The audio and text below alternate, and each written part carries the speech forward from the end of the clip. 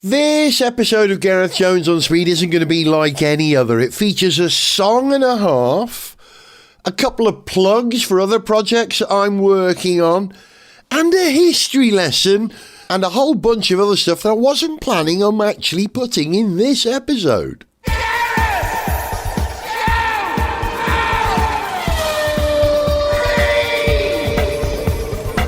Welcome to an unexpected episode of Gareth Jones on Speed. Not unexpected from your point of view, because we release an episode every fortnight, but the content of this episode isn't what I was originally planning to do. Hello, I'm Gareth. Welcome to the show. Let me explain. I'm currently driving on the A55, the main road out of North Wales, or into North Wales, depending on your point of view, and I'm heading down to sort of Nuneaton that way to do a day's filming tomorrow for Daimler AG. Yes, Daimler, not Daimler, Daimler, the people who own Mercedes-Benz. I'm doing a day's filming for Mercedes-Benz trucks. As you know, I was the presenter for the commercial vehicle show in Birmingham a couple of years ago, and people in the trucking industry saw me doing that, presenting trucks in very much the same tone as I present the stuff I do about cars and have done for 20 something years. And they invited me to come and host a film for them about safety in Mercedes trucks, which is going to be great. That's what I'm doing, and I'm doing it at a very interesting place. I think it's called Hariba Mira now, but Mira, the Motor Industry Research Association test track down in Nuneaton. Well, down from my point of view. Maybe up or across or over there or way over there from your point of view. So I'm doing that tomorrow. Now, here's the thing. Today, I'm recording this episode. It is Monday. I'm filming Tuesday. I'll get home late Tuesday night. Then Wednesday, I'll have a day to edit the show and publish on Thursday. And so I rather cleverly, I thought, organised a vehicle to drive down to this day's shoot in, so I could record a review of that vehicle and make that the episode that I publish on Thursday. Brilliant. Good plan. Number one, get in touch with Mercedes, see if they can give me a car for the journey, because that would make a lot of sense, right? It would tie in with the Mercedes trucks. Let's do a thing about safety in Mercedes cars, and there are lots of very interesting Mercedes at the moment, which I would love to drive. I sounded very North Walian then, didn't I? Love to drive. But unfortunately, all Mercedes cars on the press fleet were out and weren't bookable. Drat. So I went to a very different car company who've got some very interesting cars, and they said, yeah, I think we can give you a car, Gareth. Give us the dates. Gave them the dates. Then nothing happened for a week, and I chased it up, and they said, oh yeah, let me organise it. Oh, we can't do that car, but we can do another car. Okay, great. And the plan was to have the car delivered to my house in North Wales on Monday, so I could drive down today in that car and do the review. And this morning I got a call saying, oh, I'm sorry, we can't deliver a car to you. Now, that wasn't Mercedes, that was another car firm. I won't say who they are, because they've been very helpful and very friendly, and on this occasion they weren't able to help me, which means I'm now doing that journey down to Hinckley or thereabouts, Nuneaton, Mira, in my Citroen C4 Cactus, which you guys don't really need to know a great deal about. I've talked about the car on the show before. It's smooth, it's quiet, it's thrifty, it's low stress, it's purple, and it's great. It's tall, it's perfect for seeing over hedges in North Wales, but not too tall. It rolls a bit because it's French, but that's a function of its nice, soft French suspension, and I love this car. But that's pretty much all I have to say about it. Right? I was hoping that the vehicle I would drive down in, which was an electric car, I have an awful lot to say about that, but it ain't going to happen. So, instead, this is what this episode is going to be. A bit of a bitzer. I'm going to Mira, and so I would very much like to be able to record some stuff there about what they do there. They have an incredible test track with all kinds of paved surfaces and rough surfaces and hills and descents, and I think they've got a banked test track as well. This is all going to be very interesting. I don't think for 1 minute I will be allowed on it in my humble little Citroen C4 Cactus, so I won't be able to tell you about that in great detail. And of course tomorrow I will be committing all my focus to the day's filming for Mercedes. So continue on to M56, signs for Runcorn Airport. Yes, I know that, thank you very much. So I will be committed to focusing on my work for Mercedes, so I won't be able to record too much for the podcast. So instead, I thought I'd do one of those have you noticed this, that and the other recently programs. Continue on M56 for 20 miles. Yes, thank you. Hopefully I won't get interrupted for 20 miles. I know where I'm going. First of all, things I've noticed on this journey then. Number one, by gum, there are a lot of Land Rovers and Range Rovers and pickups and hay in North Wales that makes you sneeze. I noticed driving from Conwy today, probably 60% of the vehicles were giant. Now, in a lot of situations, you might think that's just a fashion thing, but living in North Wales, most people live in rural areas, most people work in agriculture or farming or some kind of industry, so they're going to have a vehicle that's good off-road or good at lugging loads. So that makes perfect sense. But now I've transitioned onto the A55 and ultimately the M56, which will put me on the M6 South. I'm starting to notice more electric cars and loads of MG4s.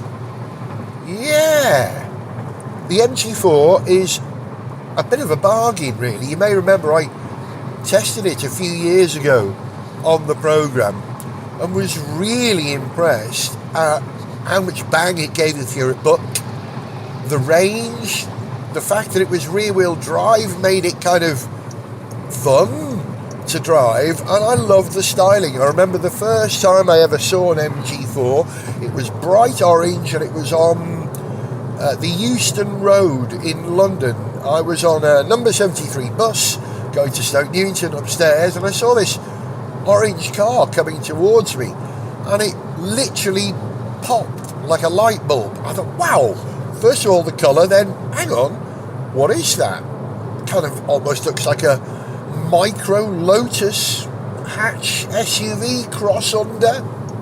Do you like that term, by the way? I've used it once before on the programme. A cross under, not a crossover, a cross under. It's when you take something that looks like it should be more of an off-roader and then de-off-road it. I think the best example of that is the Velar, the Range Rover Velar. That's a cross under, isn't it? It's not a crossover. It's not a pumped up car. It's a pumped down, or what's the opposite of pumped? Pressure let out down 4x4. Interesting. Who buys the Velar? Question I've asked before on this programme. It's a good one. Anyway, I've strayed now, haven't I? Lots of 4x4s, lots of MG4s. And because I'm doing a programme tomorrow about trucks, I'm going to start this journey by talking about a truck which I just passed on the A55. You may have seen them. They're sort of pink and purple and yellow. They're brightly coloured. Edwin Shirley Trucking. They've got a website which is something like www.urock-weroll.com. Edwin Shirley Trucking are one of those specialist trucking companies, and there are at least 3 I know of, who move band equipment and theatre equipment around Europe. Edwin Shirley Trucking have been around for a very, very long time. Let me tell you a story. At the risk of sounding like, was it Max Bygraves? Let me tell you a story. Probably don't even know who he is, do you? Back in 1980, I think it was, I was roadieing for a band called 17, who would later turn into The Alarm. 17 were kind of a power pop band, and we were touring with the Stray Cats. We were the opening act on the Stray Cats' debut British tour, and it was an absolute hoot. We got on like a house on fire. The Stray Cats and 17 had a great deal in common, and both sort of runaway boys realising their dreams of becoming pop stars. And we got so close that when it got to the final gig of the tour, I heard that the Stray Cats crew had plans to scupper 17's performance during their set. This is sort of the hijinks that happen at the last night of a tour. So I was on tenterhooks about this. And then, halfway through 17's set, with me at the side of the stage as their guitar roadie, the man looking after all their equipment, I was kidnapped and physically manhandled by the Stray Cats crew. Hein Hoven and Ollie physically picked me up, took me into the back of the truck which was transporting Stray Cats equipment, threw me in there and locked me in. I was irate. I was very committed to my job as a backline roadie for 17. That was my whole world. I was looking after them, right? I didn't want anything to go wrong for them. So I thought I better take direct action. Pacing up and down in this giant 40-foot articulated trailer, I realised it had a glass fibre roof, not fiberglass. That is a trademark, like Hoover. The roof was made of glass fibre. That's the proper technical term for that mesh of glass fibres and resin that we built canoes and caravans out of in the 70s. So, there were a few speakers and amps spares in the back of the truck, so I stacked them up one on top of each other, creating a small tower so I could climb up to the roof, and then head-butted my way through the glass fibre roof. I poked my head out to see a security guard staring gobsmacked at me. He says, "What are you doing?" I said, "I'm trying to get out! Get me down!" Managed to climb out onto the roof and scramble onto the top of the truck and then drop down the side onto the floor, ran into the venue to the side of the stage at the very moment that the entire Stray Cats crew knocked over 17's back line, their amps and equipment, all coming to a halt, probably doing their encore. I don't know how long I've been in there, a couple of songs or something. I've got glass fibres in my hair, I'm angry, and it's all gone to pot, but it was all in good fun. I loved my days with the Stray Cats, and I'm still very close to Slim Jim Phantom, the drummer. I actually spoke to him the other week and saw him 12 months ago almost. So he's a good mate. So all is forgiven, but I have to apologise to Edwin Shirley Trucking. Honestly, the energy of youth, what was it, 1980, I would have been probably 19 years old at the time. I was, full of adrenaline and testosterone and rock and roll. So apologies to Edwin Shirley Trucking for making a hole in their truck. I hope they were able to patch it up. It was only glass fibre. You could pop down to Halford to get one of those exhaust repair kits and do it. Maybe I should have done it, but I didn't. So that's going to be very much the theme of this episode of Gareth Jones on Speed. Things I notice that stimulate stories which may or may not be about vehicles. Right, two of the things I've noticed about vehicles: aren't there a lot of JQs and Omodas already? More than BYD, would you say? I see plenty of BYDs, but those JQs and Omodas are everywhere, and I don't know what the models are called. They've all got numbers like EX7 and things like that, haven't they? But the brand is up front and very clear on the nose of the car, and people seem to be going for it. So interesting. I was really disappointed that I didn't get to drive down to Mira and back in an electric car, because of the simple fact that many of the cars you can buy these days have a range which will not only get me all the way there from Conwy in North Wales, which is some 60 something miles across the Welsh border into Wales, and all the way down and back without charging. And if I wanted to charge, not only is there a relatively fast charger in Llandudno Junction very near me, but there are also Tesla superchargers on Flint Mountain in North Wales, and a sort of 10-15 minute stop there means that you can literally supercharge your car, even if it's not a Tesla. Now, you may remember I did that with an SAIC Maxus electric van a few years ago, very successfully. It wouldn't charge at a very fast rate, but I'm certain that the car, I'm passing another MG4 by the way, I'm certain that the car I was supposed to be doing this journey in would definitely have had the range to get down to Mira and back without a charge. But as a courtesy to the people picking up the car and delivering it, I would deliver it back fully charged, right? That'd be a good name for a programme, wouldn't it? Alright, other things I've noticed. Have you seen the Mini Countryman these days? I'm intrigued by it, because it's absolutely not a Mini. Yes, I know the Mini hasn't been a mini car, right? A sub A-class car for a very, very, very, very long time.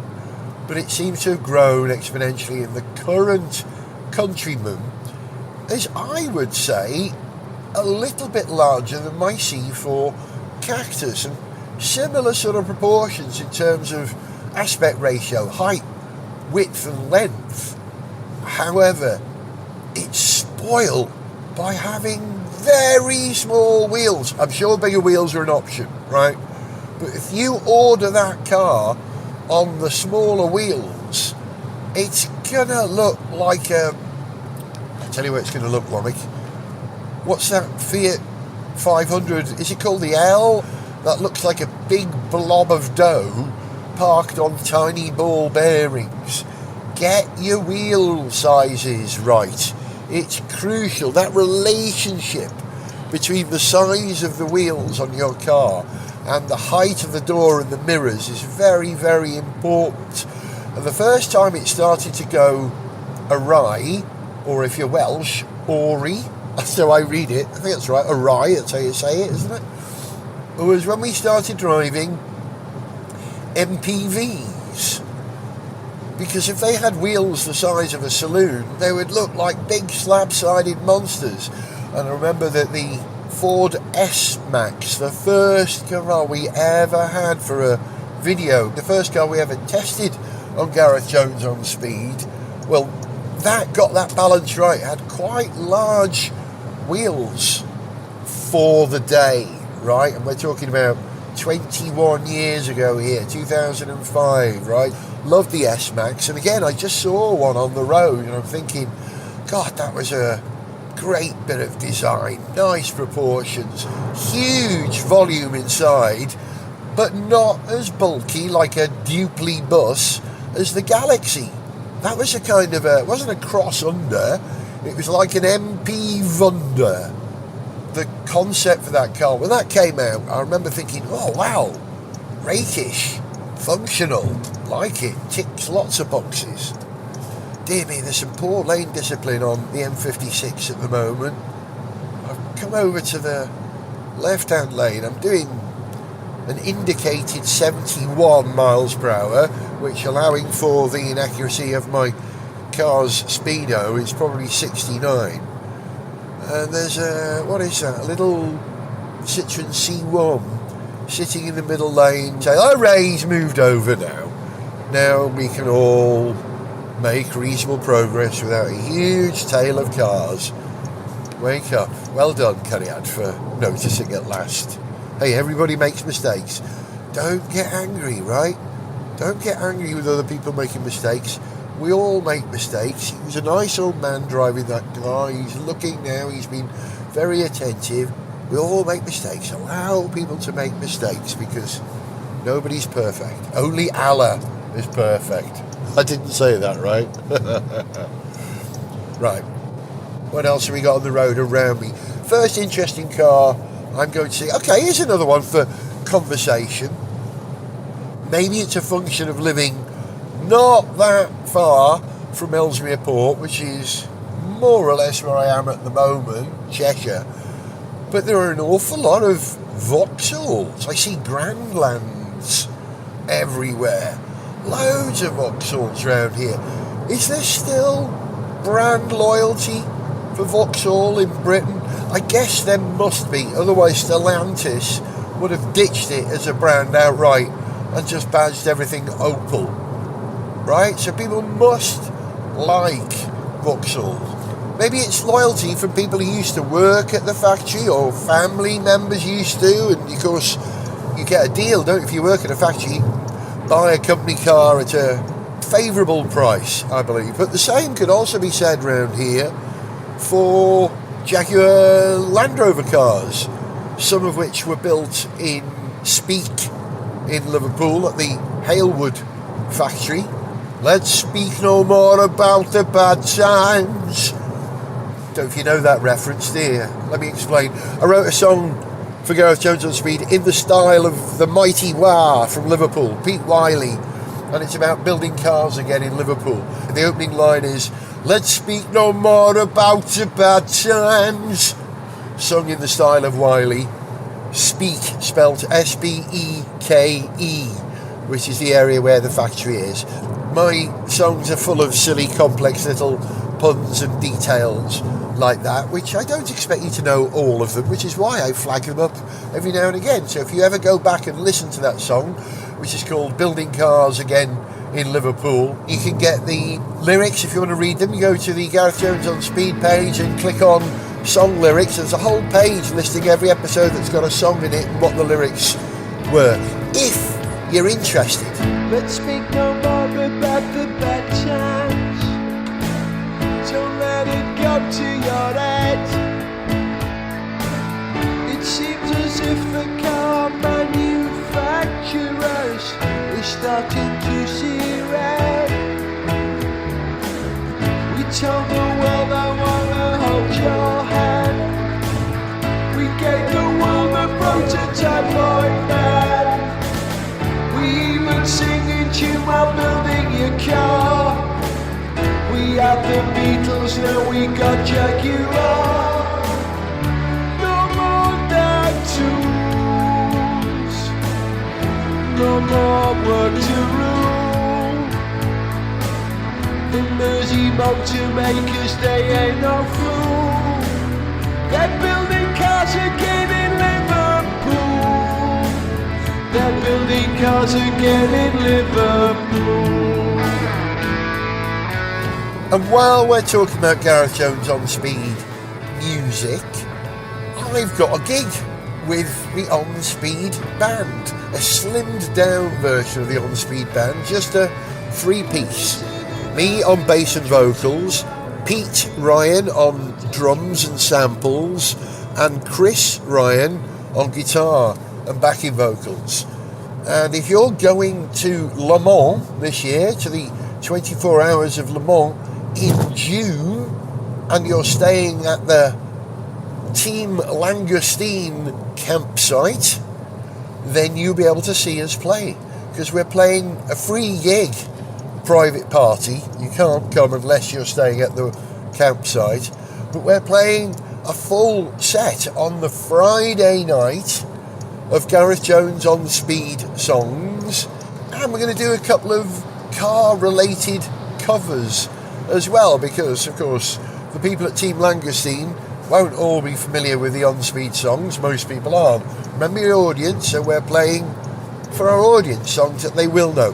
So as a warm-up for that gig, we've got a gig next Saturday. I don't know what the date is, the last Saturday in May. We're playing a festival in Dolgellau, North Wales, which is called the Doll Drum Festival. Doll as in Dolgellau, drum as in drums, beating a drum and a rhythm, and doll drummers beating the doll drums.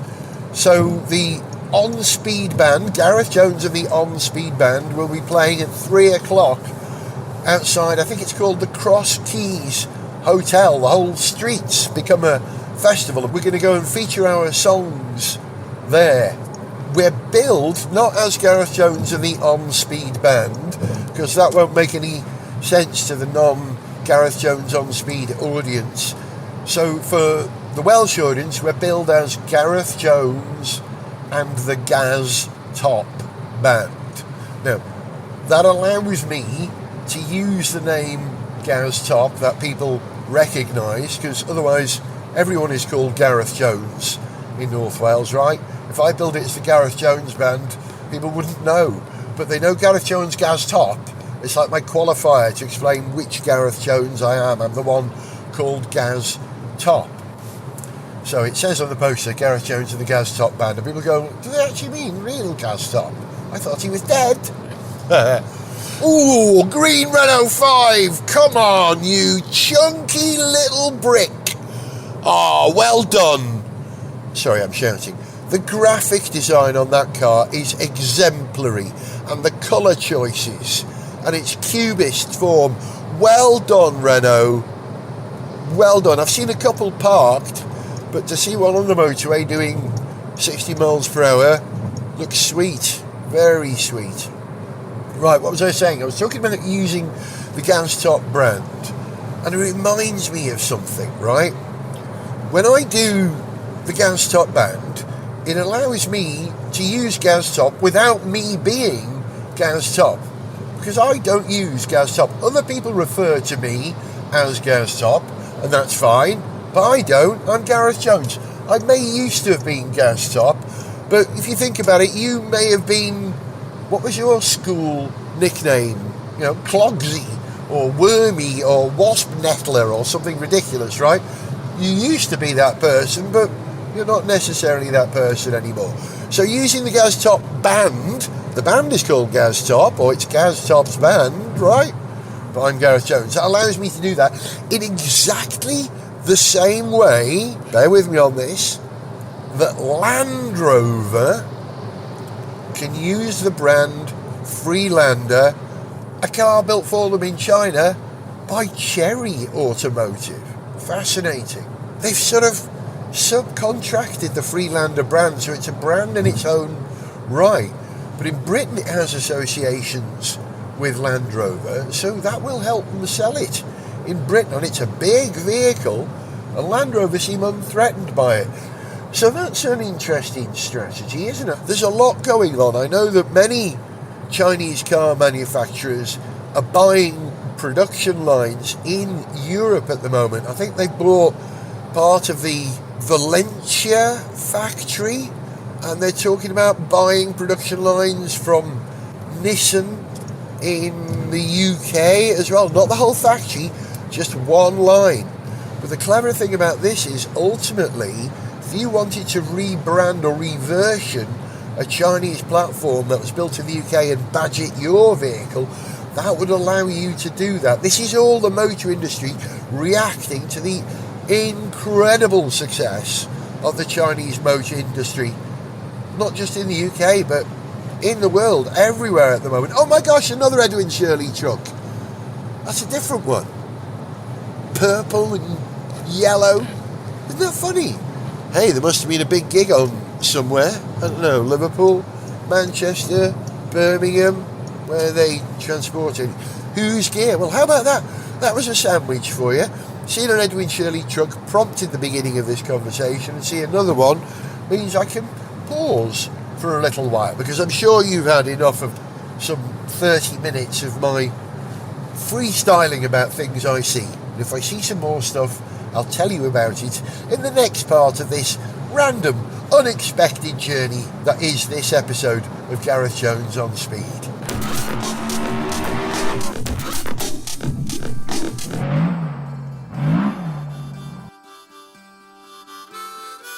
Before the next random bit of this unexpected episode of the podcast, can I draw your attention to something else that I've produced recently?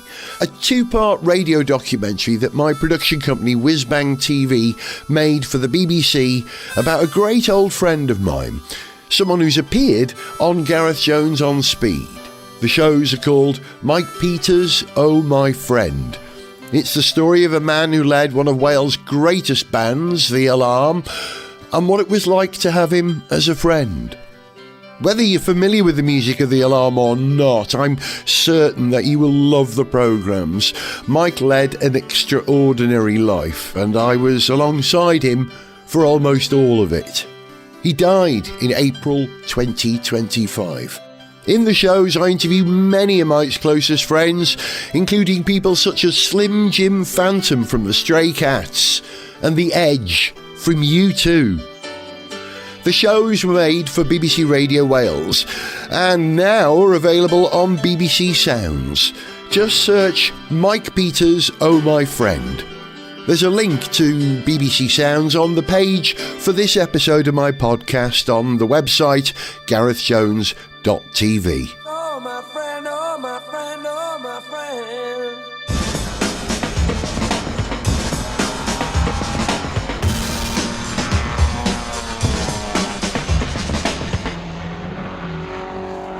I'm at Keele Services. I stopped for a burst because, well, even podcasters have to have a burst sometimes.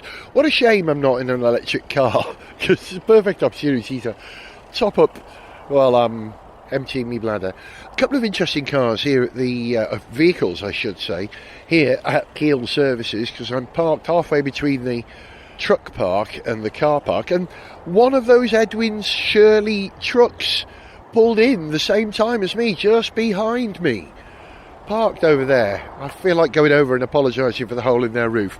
There's a bunch of other vehicles parked on the electric charging posts served by GridServe, who are pretty good in my experience. Just out of interest, the cars that we've got, we're looking at a Kia, don't know what it is, it's about to drive past, electric car, he's just charged, a Hyundai Kona and a Kia EV6. Yeah, the Kia that's going past is a Niro, of course. Yeah, they're charging. So, full house for Korea at the moment. While we're on the subject of Korea, parked right next to me, quite by coincidence, is a Hyundai,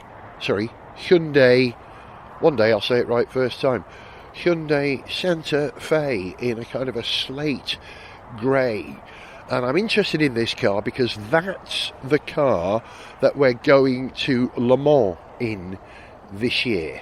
One of the two vehicles, we're going in two vehicles. One's a VW Transporter, but I'm driving a Santa Fe. And this Santa Fe that we've got has a trick up its sleeve that will make it very useful for Le Mans. But more on that in our Le Mans shows, which of course we will record and publish in June. Are you going to be at the 24 hours? I hope you are. Oh, here comes a Taycan. Oh no, it's the sports estate version, what do they call it, in blue. Oh god, that's a beautiful car. It is the sports estate. It's not a shooting brake because it's got 5 doors and it would need to have 3 doors to be a shooting brake in my books, but still a very beautiful car. He's pulling into the charger now. I bet that'll suck that charger dry, won't it? Oh yes. But hey, that's it from the car park at Keele. Next stop, the Sketchley Manor Hotel and Spa, where I'm staying tonight. There may be some interesting cars parked there, and a car charging port as well, which was annoying because I was going to come in a Lecky car and charge it up overnight. Hello, what's that interesting electric dark blue? It's a J-Coup. What do they call it? An Aldi Range Rover. Yeah, that's cruel. But there's loads of them around. But I like the look of my Hyundai, this Hyundai Santa Fe. I like the way it's got an H written into its headlamp design as well. Hyundai design are very brave at the moment. The whole Hyundai Genesis Kia group. I've met some of the people in charge of their design, and they're full of fresh and broad ideas. Honestly, that's how they've nailed their success. Apart from engineering really good cars, Hyundai have got some very stylish looking cars and a very broad range of styled cars as well. Some are swoopy, some are edgy. It's not like Russian doll stuff, is it? They're doing their own thing. Okay, right, back in my car, back on the road. I'll talk to you when I find something interesting to talk about again.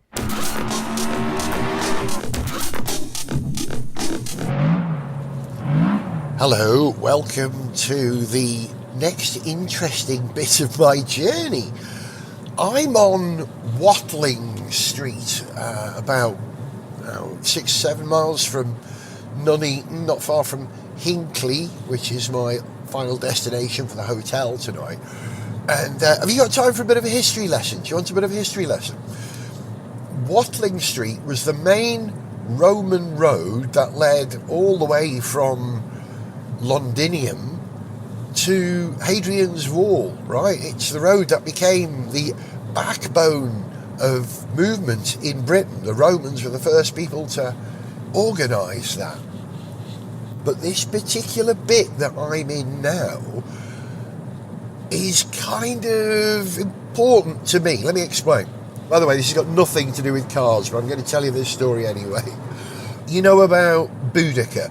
Boudica was a Celtic queen. She was Brythonic, not Goidelic like the Irish, Scots and Manx, but Brythonic like the Welsh, Cornish and Breton, right? The P Celtic as opposed to the Q Celtic, right? That difference there is when you count to 4 in Celtic languages, if you get to 4 and say pedwar, then you're P Celtic, but if you get to 4 and say quatra, then you're Q Celtic. It shows how Goidelic, Gaelic, emerged much later than the original Brythonic Celtic language. Anyway, here I am. In half a mile, at the roundabout, take the second exit and stay on A5. Oh, go on, say it. Say Watling Street for me. You did a minute ago. Watling Street's very famous because Boudica, remember her, the Brythonic-speaking queen, decided to rebel against the Romans for very, very good reason, right? They wouldn't accept her as a queen. They would only acknowledge her husband, who recently died, as a king. And she wasn't going to pay all the taxes that the Romans were demanding during the Roman occupation of Britain. The story goes like this.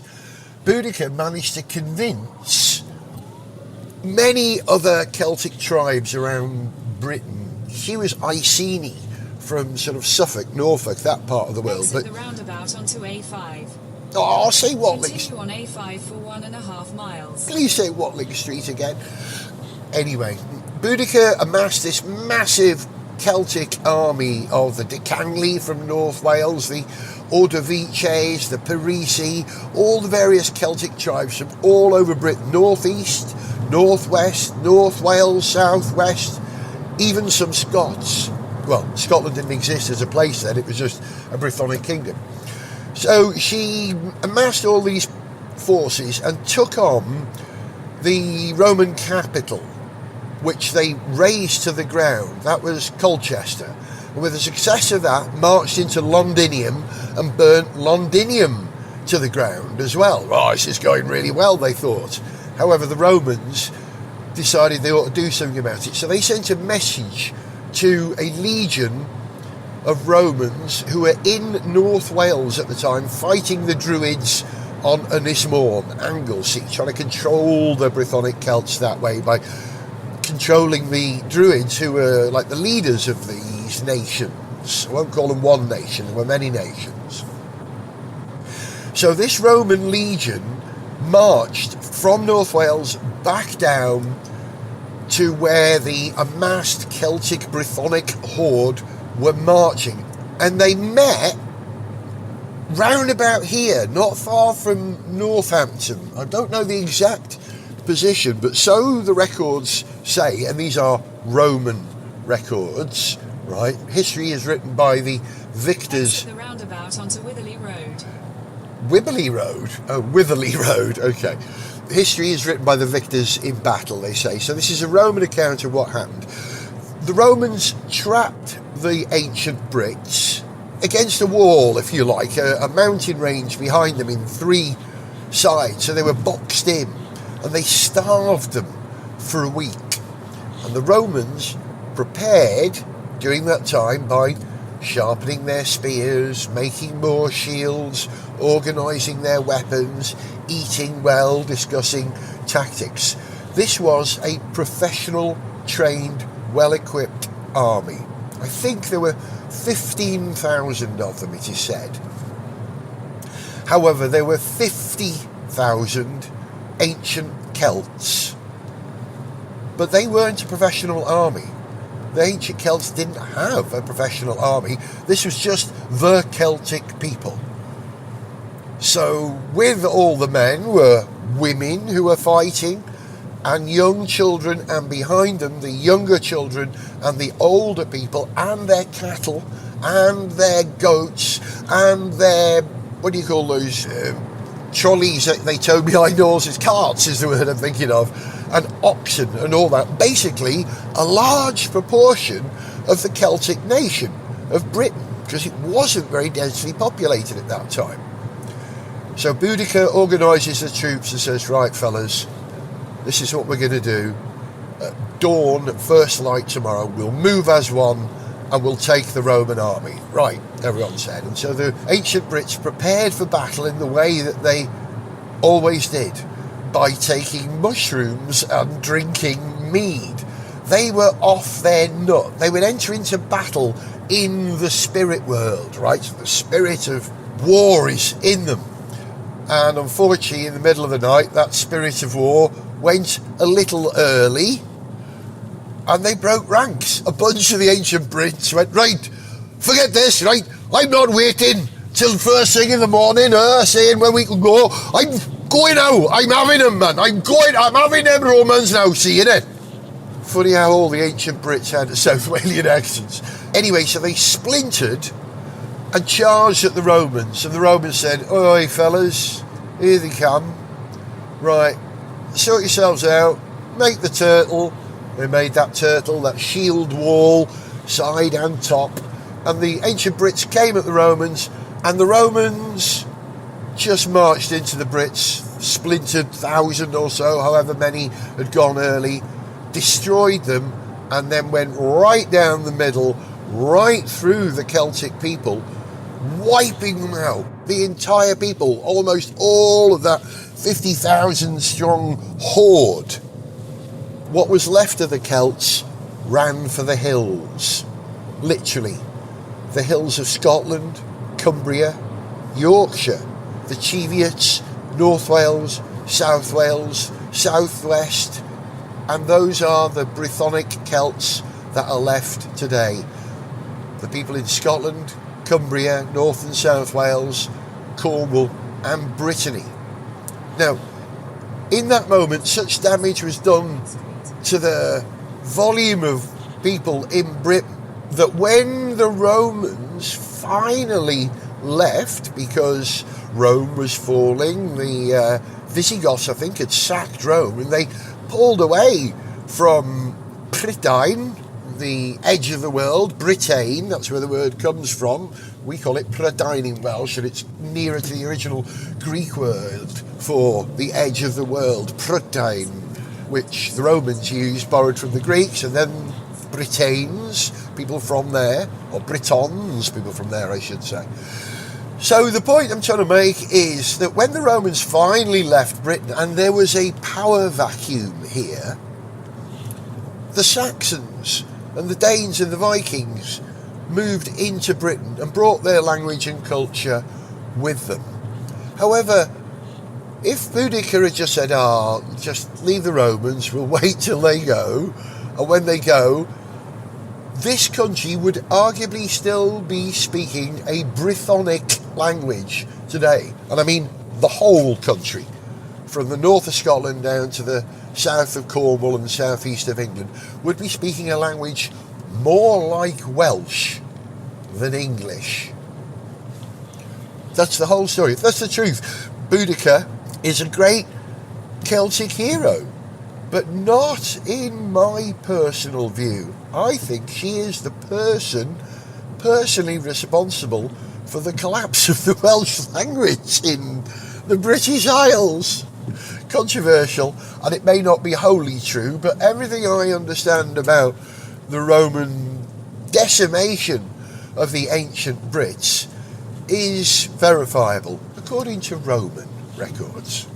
Anyway, that was probably the furthest we've ever got away from cars on Gareth Jones on Speed, and I hope you enjoyed it. I like this show. It allows me to talk about broad and random things. Gareth Jones on Speed. Exit the roundabout onto Watling Street. Welcome back to Watling Street. I'm back on the road again after a day's filming for Mercedes-Benz trucks at not Mira, but Myra, apparently. That's how people say it round here. Myra, not Mira, Motor Industry Research Association. Myra, Motor Industry Research Association. How does that work exactly?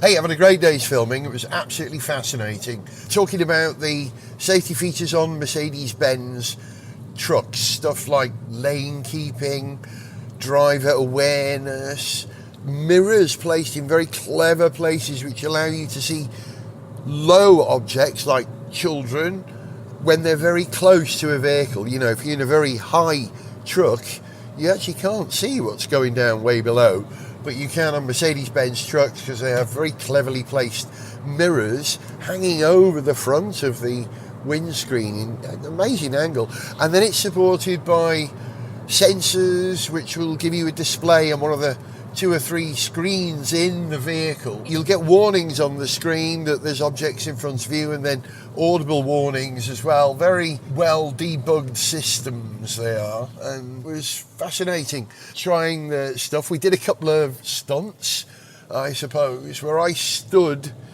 in front of a dummy car. It looked like a sort of a Prius or the Honda Insight, is that what it's called? But it was made out of foam, so if things did fail and there was an impact, there wouldn't be any damage.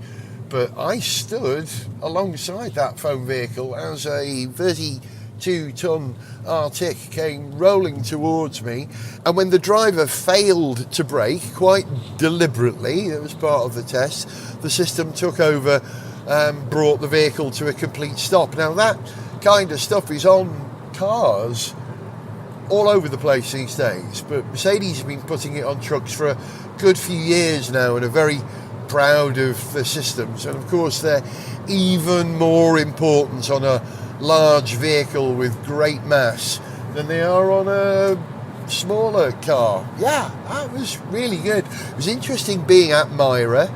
I've never been there before. It's huge. There's this ring that seems to go all the way around this. I think they said it was a 1,000 acre site, and some of it is banked. There were guys going round on motorbikes there today all day, and it was a pretty grey day. It was gloomy and rained a lot, and these guys were still going round. It's a proving ground where you can test everything for your vehicles. One of the most interesting things was a mock-up of a multi-storey car park right in the middle of the field, so you can test how vehicles manoeuvre around situations like that, you know, with trailers. And there were plenty of vehicles being driven around the circuit while I was there. I saw that Bentley seemed to have their own base at Myra, and there were a couple of Continental GTs being driven around. There were lots of Land Rovers. 2 things I noticed in particular. One was a heavily camouflaged Land Rover or Range Rover of some description, and the only way I could work out it was a Land Rover was by the wheels. Yeah, those wheels look familiar. I think I've seen them before. Are they the wheels on the Velar? And this prototype was parked there, heavily disguised in black and white kind of dazzle camo colours. You could tell it was a Range Rover because in the window it actually said Range Rover etched in the corner of the glass. But what the car was, I'm not entirely certain. It looked like it could be a Velar of some description, a cross under, as I said, right? Slightly lower than a off-road Range Rover or full fat Range Rover. And I couldn't work out the actual body shape because there were bits sort of taped on all over the place. And although it looked like a kind of a hatch or an estate, it could have been some kind of 5-door coupe. Hard to tell. Very, very, very interesting. There were also 2 other vehicles driving around in perfect sync all day. One was a Land Rover Defender, and the other one, trailing it around just a few metres behind, was a Hyundai Santa Fe. Now, what was all that about? I mean, funny that it's a Hyundai Santa Fe after I mentioned one as I was driving down yesterday, but they were driving around together in synchronicity, some kind of comparison test. Now, was this Hyundai measuring their car against a Defender, or was it Land Rover or JLR, whatever they're called this week, measuring their car against a Santa Fe, or was it some other organisation who build parts for arguably both those cars, making a comparison, or some safety organisation? There's a lane closure ahead.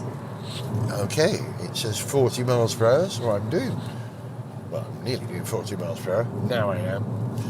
Yeah, a fascinating place to be. And something else. I wish you could see this. I'm sorry this isn't a visual programme.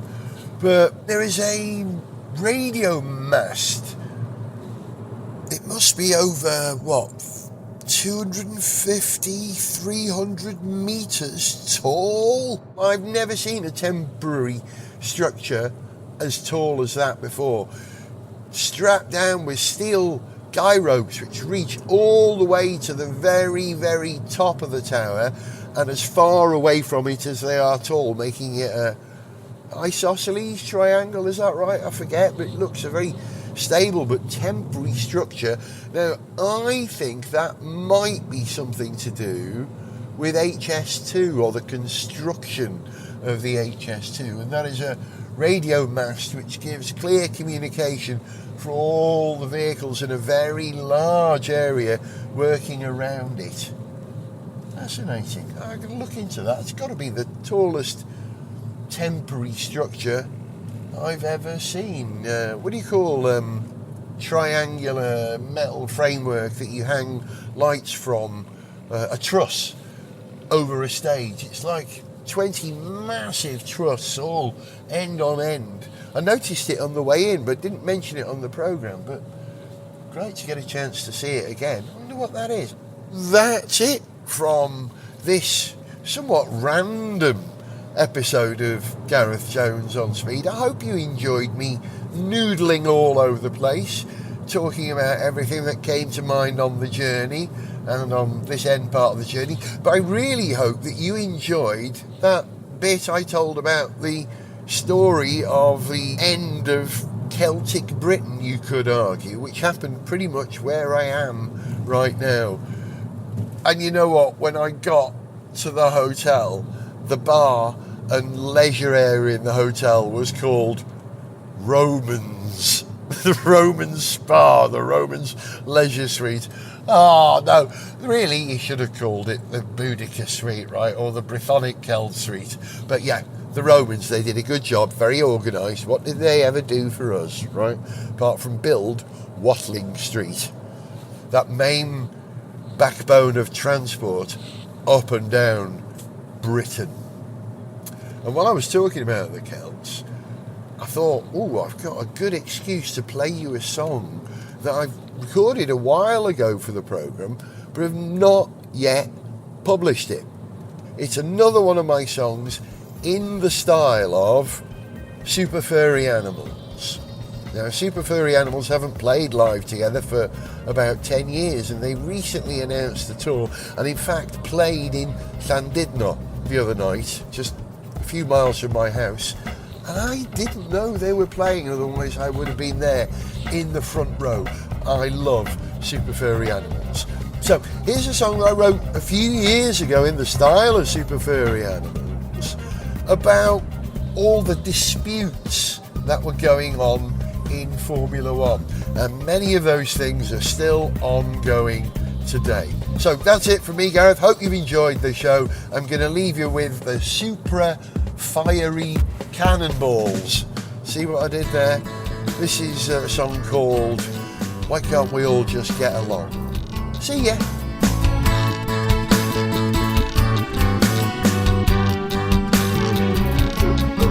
Don't worry me with your problems, I've got enough of my own. My two paid drivers are driving me nuts, I can't afford to fly them home. If this is the richest sport in the world, why are we broke? Fighting over cash and around on TV. Why can't we all just get along? We're all going to crash, just you wait and see. Why can't we all just get along?